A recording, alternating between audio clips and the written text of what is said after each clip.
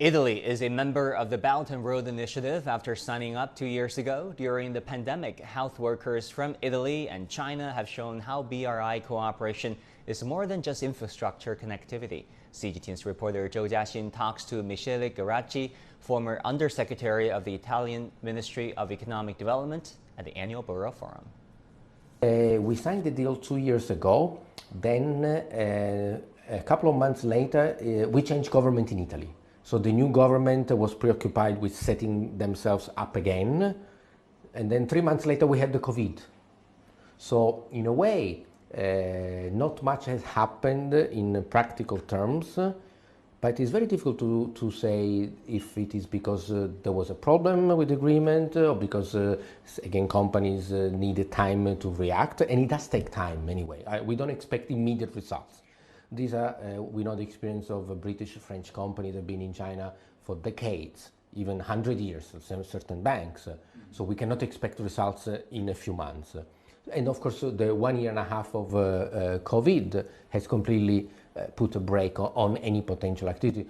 So I want to reassure people, it's not that people don't want to take advantage of the Belt and Road. It's not that people don't want to invest in China. It's the company don't want to invest anywhere. And so we want to give them the signal to say, now if you want to engage into joint develop infrastructure, we are there to make sure that things work according to the rules. And so this lowers the level of risk the company perceives, and so increases the propensity to cooperate. And then we selected some potential target market, again, a suggestion. And we say Central Asia, Africa, because I also think Africa, from both an ethical and economic point of view, needs to be helped.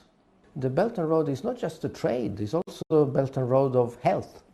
It's exchange of information about vaccine, about prevention, about cures.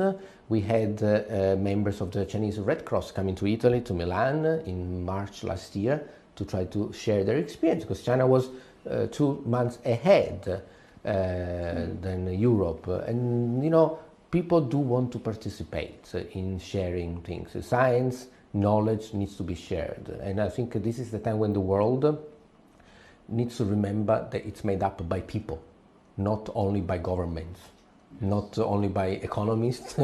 It's the real individuals that then forge the basis of the relationship between peoples.